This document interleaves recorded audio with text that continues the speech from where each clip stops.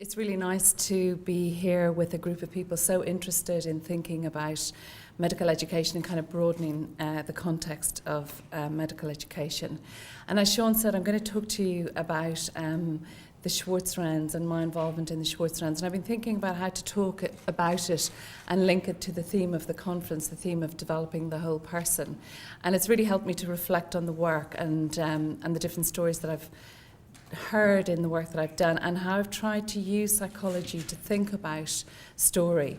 So what I'm going to do is really tell you the story of this work, which is partly the story of me as a psychologist developing a psychology role in a big London teaching hospital and thinking all the time about what were the dilemmas that people were bringing to me, and particularly given this context, particularly clinicians and doctors. And how what we did at the Royal Free was to think about how to make story relevant to professionals that might benefit from a different way of attending to their own experience, their own professional experience. One of the things about being a psychologist in a healthcare context is that you're having to think all the time about how you'll be perceived and how you'll be responded to. Psychology is often something that's seen as a little bit split off from the busyness of organisational life, a bit touchy-feely, a place where people go when there's something wrong with them, and hopefully you don't see them till they come back and they're better. And so story was an interesting way to try and think about how to manage that perception of what psychology could bring to healthcare. So I'm going to kind of take you on that journey, thinking about the person, the professional, and also the organisational context. This picture that's here on my title slide, this is the Barrow in County Carlow, where my mum is from, a place that we spent most of our summers. And the reason why I often use this picture at the beginning presentations is half of what's beautiful and interesting about it is below the surface of the water. And I'm very interested in thinking about what is below the surface, both in terms of organisational life and both in terms of people and people in professional roles. And also thinking about the title of this conference, what the culture of different professional groups encourages them to pay attention to in their experience. Because I think there's something about the culture of medicine, culture of psychology, culture of nursing. It's like joining a tribe, and the tribe has rules, and there are rules about what you pay attention to and what you don't pay attention to. And developing the whole person and thinking about the whole person and the development of a doctor, both through training but also afterwards. And often my work has been with doctors who've got into difficulty, has got to work at that interface between the rules of the tribe and the needs of the person. So let me just start in the beginning, like all good stories, just to contextualise the work. A good long time ago now, I became a full-time psychologist at the Royal Free Hospital in London.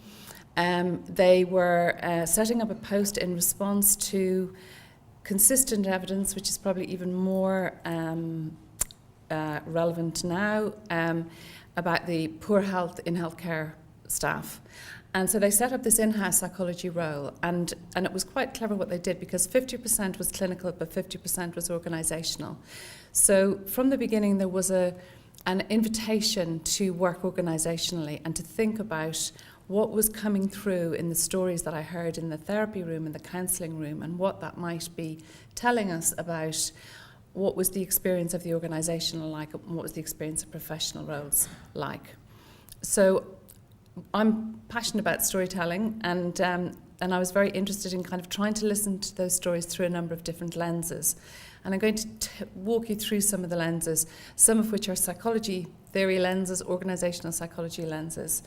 And so very soon I started to work to think about what could we do upstream to try and help manage or maybe even prevent some of the distress that was leading people to be seeing the psychologist downstream. And also to think very systemically. So sometimes managers or senior leaders might want to send a lot of people to see me in a very stressed department. And I had kind of permission to say, well, why don't you come instead? So that was a risky venture. But it was trying to think about, that distress is a matter of perception, and sometimes people wanted to send people away to come back well. And actually what might have been more useful was to have the manager think about what was going on. So just to outline the context, which I won't go through in any detail, but we know the context is very difficult. Merce Houston is in the audience, there's an article in the Irish Times yesterday about Irish healthcare right now. I'm doing a bit of work in Irish healthcare right now. It's tough. And there's a lot of uncertainty, there's a lot of worry. And I think in terms of thinking about the psychology of the staff and how to support them, the worrying thing is that maybe the psychological contract is breaking. And I think when people are striking, that's because the psychological contract has broken. You know, what I'm getting back, it's often people strike for money, but it's often a little bit more subtle than that. What I'm getting back in terms of the way you care for me, the way you value me, the way you invest in me it's not equal to what I'm putting in. The balance tips, and that leads to tough things like staff disengagement, but is also kind of risk to mental health, and I think it's also a risk to safety in teams, because the ways in which we manage our well-being at work, there are two kind of key ways that we all manage our own well-being and resilience. One is attachment, so having attachment relationships that will make us feel safer, and the other is managing meaning. And if people can't attach to their organisation or their team or their professional group, they will maybe attach to subgroups or to patients in ways that will start to kind of break up organisational life. So the context is really important in thinking about interventions. And also we know that stress is a constantly dynamic interaction between the individual and the organisation.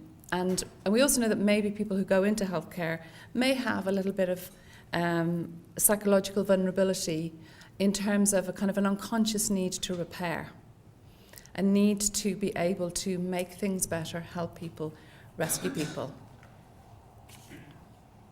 And all of those things are manageable, but if they're not conscious and not named, if they're all below the surface, can become problematic. So lots of people, I think, in healthcare now would say that they're surviving, not thriving. And I think that's, for working with training people or people new in their careers, that's a tough context to start in. So one of the things that we tried to do at the Royal Free was to think about staff experience at lots of different levels. We're very linear when we think about developing people at work and staff health. We often tend to think about the individual and their distress.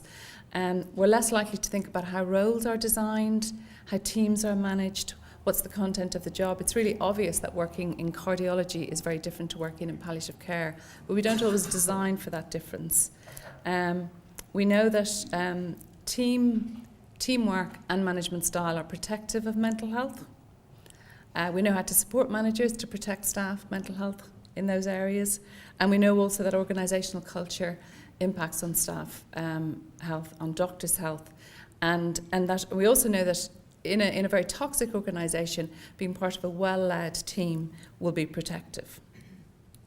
So I just want to before going on to talk about the work, just walk you through some frameworks in terms of thinking about staff experience, which were used to really inform the work, and I'll show you how in a minute. So there's lots of evidence about what makes for good, healthy work that will protect us. The best prospective studies are the Whitehall studies, and they've been done in America, in Framingham studies of heart disease. We know that jobs that are good for our health are jobs that are high in commitment, control and challenge, and jobs that are bad for our health are high in demand but low in control and low in support. That's the worst combination, both for physical and mental health. So we know the level of demand is increasing, so what we've got to really think about is how to increase control and increase support, and also increase perceptions of control and perceptions of support.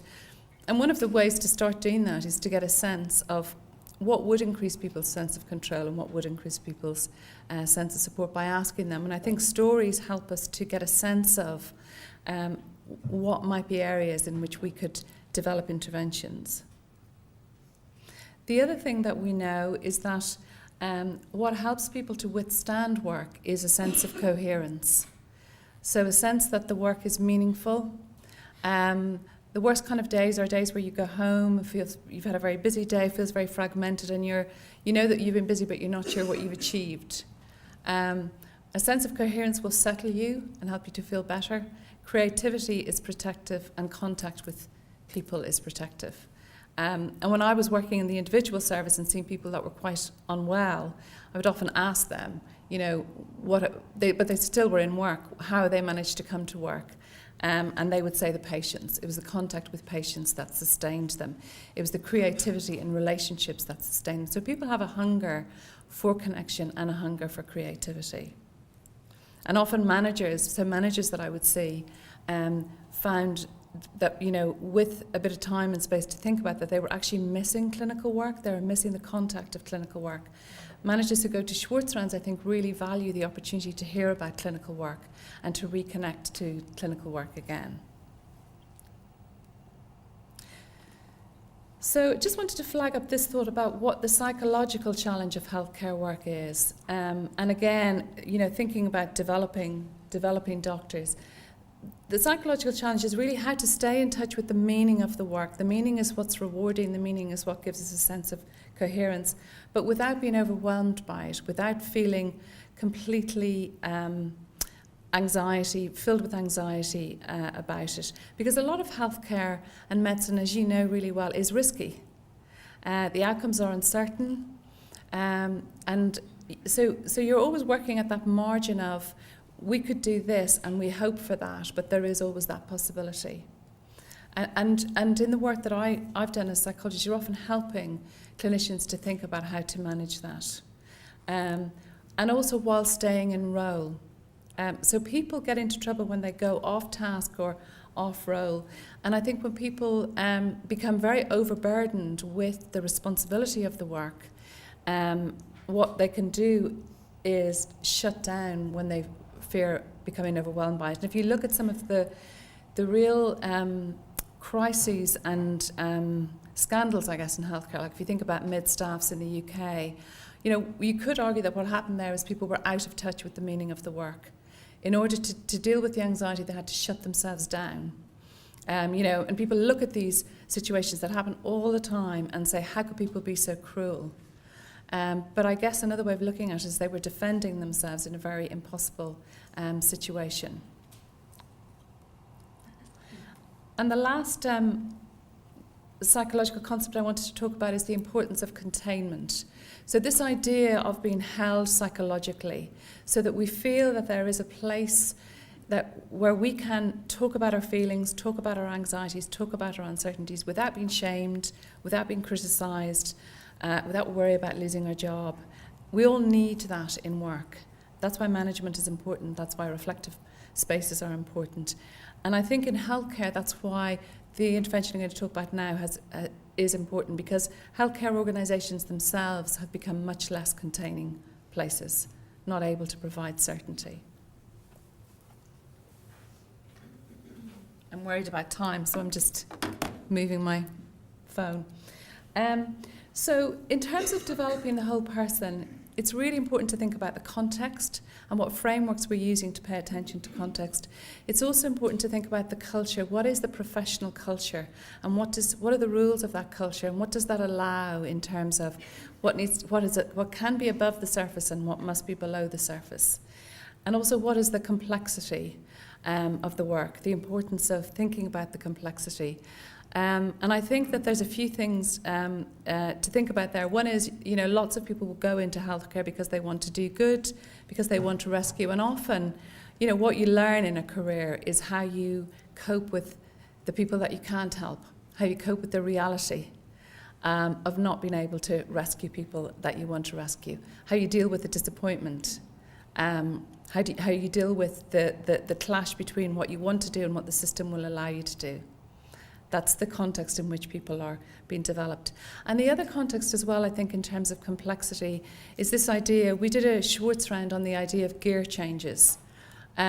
Because there's a lot of talk about, say, empathy, compassion, cruelty, all of those really important concepts. But most clinicians know that what you're having to do all the time is to move in and out of being very close and then being distant at the same time. So you're having to move from empathy to detachment to make clinical decisions for individuals, for organisations. So it's the complexity of the gear change that I think is really interesting. So what I'm proposing is that to design interventions, to develop people throughout a career and to prepare them for the reality of working in healthcare, we need to think about all of those things and develop flexible interventions that have a formulation. And the formulation is really drawing from those frameworks. And also thinking about linking movement and stillness. This was something that I started to think about a lot in terms of thinking about psychology in healthcare organisations. How could you get alongside the work and create a space that was different, just a temporary space that was different, where you allowed people to attend to what was below the surface in a way that would be hopefully useful and meaningful to them. So while I was doing that work, the Royal Free, about 8 years ago now, was asked if we'd like to be the pilot site for a new intervention coming over from the States called Schwartz Rounds. Schwartz Rounds are an intervention that named after a Boston lawyer called Kenneth Schwartz, who was very unluckily diagnosed with lung cancer in his early 40s, and his prognosis was pretty bleak. And he wrote a really beautiful article in the Boston Globe about how, when medicine couldn't save him, the way in which health professionals connected with him made the unbearable bearable. But equally, how doctors really couldn't connect with all patients in that way without burning out. So when he died, he left money that was used to set up the Schwartz Center in Boston, and his oncologist developed the early model of Schwartz Rounds. So what they are is they're like a medical grand round turned upside down, maybe, in that there's usually a case presented, but it can be a theme. There are 2 facilitators, usually a doctor, a psychologist, nurse, social worker, so representing 2 different tribes in the hospital. They're open to everybody, so clinical, non-clinical, and you have a case that's presented that's been pre-prepared. And usually you have 3 or 4 people on the panel, each of whom had a different role in relationship to the case. The idea of the case presentation is to tell the story of the impact of the case on the person, so really to think about the person in the professional role and to explore the themes in that experience and then explore them with the whole group. And once they've spoken, then the group together reflect on the themes that are raised by the case.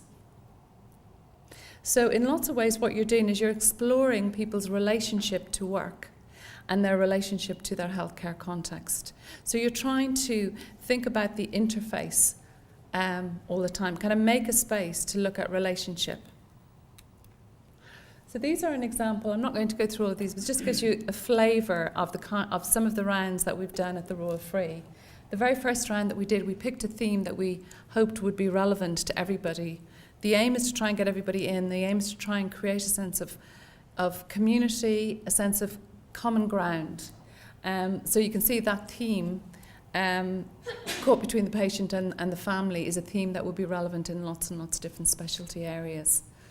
And the teddy bear story was a story of a surgeon who, while doing an organ retrieval, was suddenly really, really thrown because the child that he was retrieving the organ from, the parents of the child, knowing that the child would die once the organ had been retrieved, had left a teddy bear on the bed with him, the teddy bear that they'd given him on the day he was born.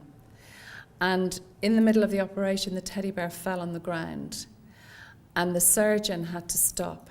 He just suddenly switched from doing a technical task. He was very open about this kind of sense. He was at a certain stage in his career. He was thinking about the family that were going to get the organ. He was full of bravado, and then suddenly had to stop and realise the meaning of what he was doing for this patient and the family, and lost his footing really emotionally. And that was our third round, and it was a really powerful round at the Royal Free that everybody still remembers. And I think one of the things that it really made me realise was that this was a space in which experiences that have to be put away can be now attended to. They have to be put away in order to do the job, and then suddenly there you create this space and you can pay attention to them. You can express, or not even express, but allow yourself to feel the emotion that you might have had to put away to stay in role. So they offer the possibility of integration, and symbolically they offered the the people to see that possibility, even if it didn't happen for them in the session. So you can see that we've done lots of different things. We've done different cases. We've tried to pick themes as well. And as we've gone on further, we have become more brave at dealing with more politically risky topics like the NHS junior doctor strike. And last year we did a round called Feeling Unsafe, the impact of the Bawa Garba case, which is a case I'm sure lots of you know about. That's had a lot of created a lot of ripples through the whole medical community. And I just wanted to talk a little bit about storytelling, because I think, just coming back to my point about being a psychologist in a teaching hospital, being seen as the kind of touchy-feely girl down in that corridor that hopefully you're not going to see again once you've seen. Story allowed us to get out into the organisation and to start to bring together people who would never ever go and see a psychologist, because the rules of their tribe just wouldn't encourage that, and the stigma, because good storytelling is really irresistible. And what good stories allow us to do is to see what we have in common with each other. And a bit like, I was just thinking about last night and about that really beautiful orchestra and how wonderful that was. It was a real show, don't tell moment. So, you've designed a conference that's about developing the whole person, and then you put on a performance where you see the possibility and the pleasure that they got, but we got from them. And I think story kind of allows, there was this sense of connection in that room, and storytelling allows that to happen as well. And what we're trying to do in Schwartz Rounds is to create a sense of resonance. And this is a quote, a John Steinbeck quote, about how, good and interesting stories, we're interested in stories about ourselves. We connect to the people, or we connect to the difference between them and us. Good stories allow us to think about our relationship to the experience. So what we were doing in the rounds, and what has been happening in Galway for the last 3.5 years, was to create a countercultural space where you could come, and everything about healthcare is about being busy, productive, producing outcomes, doing. And you could come for an hour, and if you didn't want to speak, you didn't have to speak. If you wanted to sit in the audience, you could just witness. But there were no outcomes. There was no learning. You're trying to help people to just listen and experience and witness. And you do it every month. So you're trying to kind of convey, in work time as well, with lunch. So people are paid to be in that space. So you're trying to convey that there is a temporary place where you can come together and think about experience differently. And what the facilitators are doing at the beginning and the end of each round, which is confidential space, I like to think is you're kind of disbanding the rules of organisational life safely. And at the end, you're re-establishing them. Because we are all people, but we also have roles. This is a work setting. It's not a private therapy setting or group setting. It is a work setting. So you're taking people in and out of role in an hour and giving permission to pay attention to different parts of experience. And we're 8, I think we're in our 9th year now at the Royal Free. And I was thinking about just some of these are repeating the titles, but we've kind of gone through phases, the getting started phases, thinking about high impact rounds, thinking about getting people on panels that would raise people's curiosity, and then starting to deepen the impact, so taking some risks. We did a round about failing a hospital inspection. We did a round about a maternal death that was very widely reported on Panorama. The kind of shock waves that an organisation will be absorbing, often with a lot of fear, anxiety and secrecy, and trying to create a space where people could talk about that. And we had the senior managers in each of those areas talking about their experience. that round we called Responding Without Retaliating. We wanted to explore, so it wasn't about how do we think about this together as a group. You use story to think about what is it like to be a manager under that kind of scrutiny, having to turn something around in 6 months and resisting the impulse to lash out at your staff or be angry.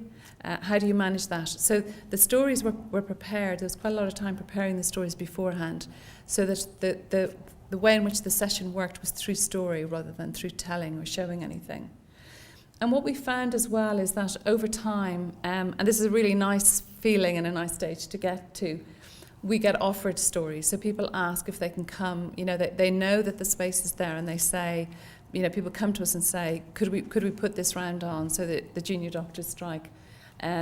Last year, somebody died, a member of staff died, and somebody asked if we could put on a space to think about that. We did one also last year called Being LGBT at the Free, Is It Relevant?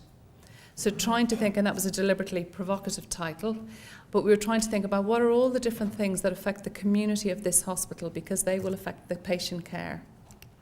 How much can you talk about? What can you not talk about? And I think there's a number of different elements in the round. So there's the finding the stories, and you hear them. There's something really lovely about having this role, because you get to hear stories and then think about could we put that on and around? How could we manage that?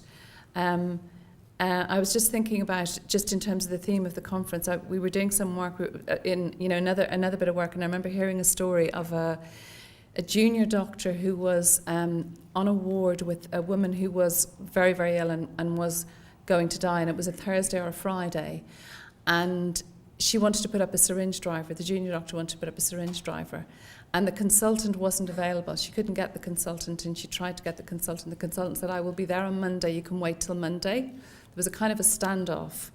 And the junior doctor got really distressed about this, and she told this story to me, and then she thought, what am I going to do? What am I going to do? This isn't what I trained for. This woman is suffering.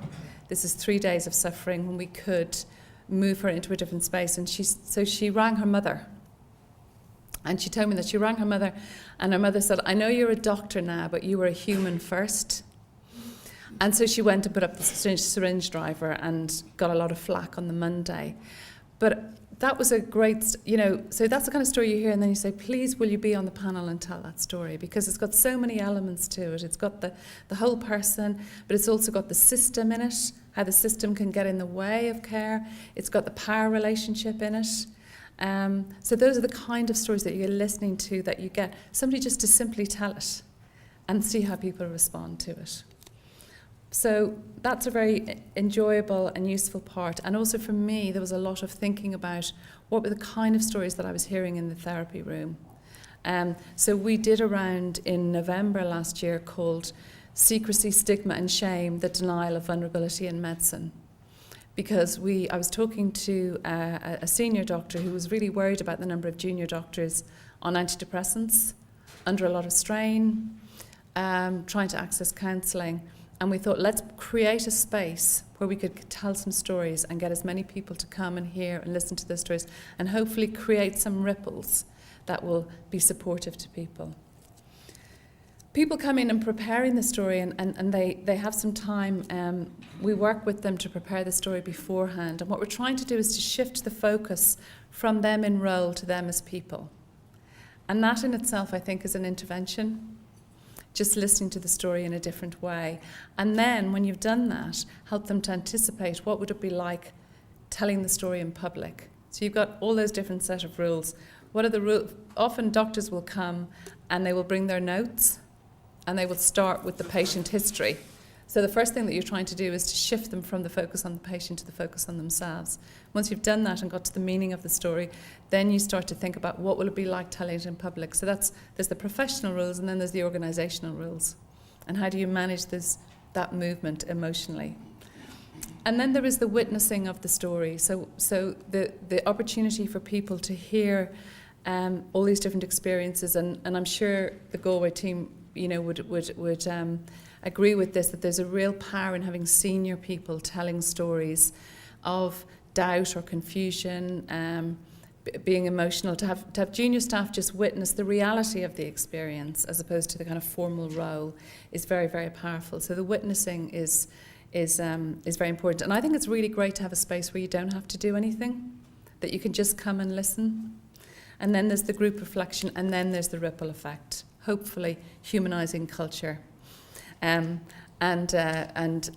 shifting things. And often people, I remember we did an early one where we had an intensive care team, and there was a kind of lot of jokes afterwards. Oh, we didn't know you were human. We didn't know you had feelings.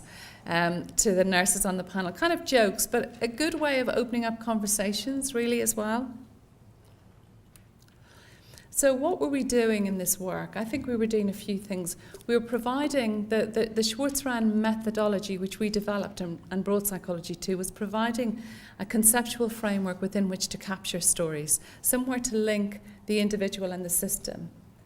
We were creating a sense of community, and Catherine Ann shared some slides in the workshop that we did together on Wednesday about pride.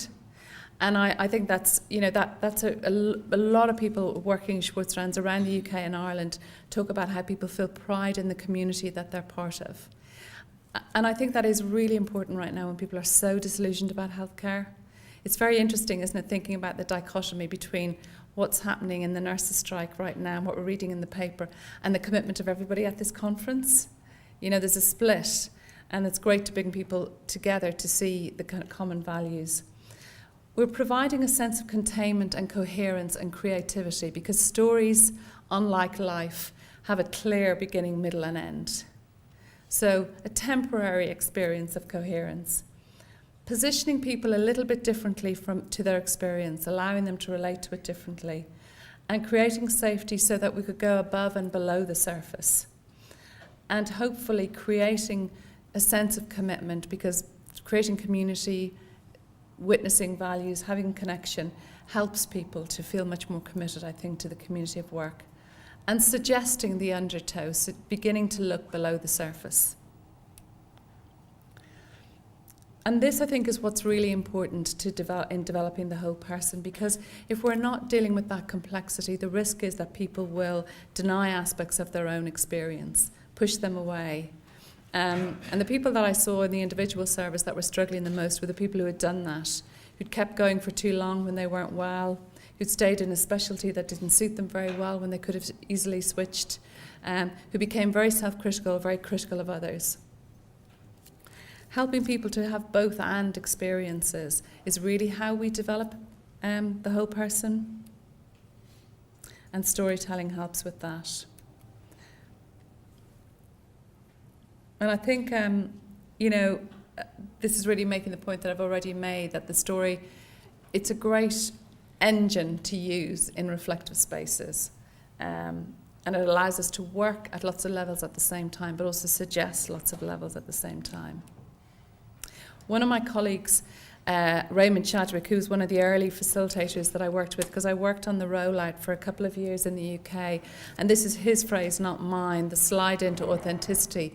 This idea that if you really listen to people's stories and have them to pay attention to stories, they end up telling an authentic story. And that's that's the bit that's irresistible. It's very well told stories that are authentic, pull the audience towards the person. Healthcare contexts set us up to be in competition with each other. They're often quite critical. They can be punitive. And this is a Seamus Heaney quote that I really like about how the form of stories kind of create spaces for different ways of thinking about our experience and give that coherence. So the facilitator position of Schwartz Rounds is very similar to the position that I had in the organisation as a psychologist, trying to be neutral and curious, thinking about linking levels of context, being a bridge from between private and public experience, and co-creating meaning. And I'm just going to just go a little bit quickly through these because I've kind of covered them already. This just around the importance of safety and quality in rounds. The other thing that I think that the other reason why they're quite powerful is because a lot of what we end up doing, we never can achieve as much as we want in our role. And often the toughest cases, and when I do individual work or supervision or coaching, are where the problem couldn't be solved or the outcome wasn't so good. And so there's a lot of benefit of helping people to withstand difficulty, to think about experience, not solve. And actually it's an interesting time in medicine. There's a lot of thinking and writing about the risks of over-intervention. Atul Gawande's work thinking about that. And I think rounds symbolically allow people to, and the facilitation, strong facilitation, moves people away from trying to do and rescue and to think about how to withstand experience, just describe it, just express it. So I'm just going to finish with some slides of what I think is happening in rounds. First of all, the complexity becomes visible. I worked, as I say, nationally for a couple of years, and rounds it's interesting taking the same intervention into different organisations, and the culture of the intervention will affect the way in which they play out, the group processes in the round, the rules of that organisation. And I think rounds can be a release for organisational pain as well.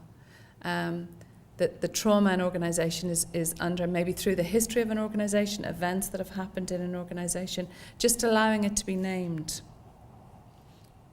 Also a release for individual pain, all of these feelings that people can have in relation to their patients.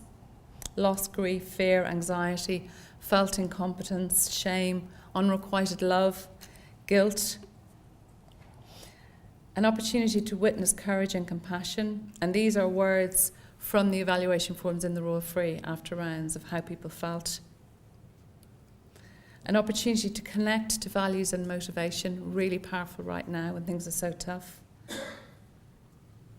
And making reciprocity real, because it's a two-way relationship. And the more we're aware of that, I think, the better. We have needs too as clinicians. And rounds are an opportunity to build community.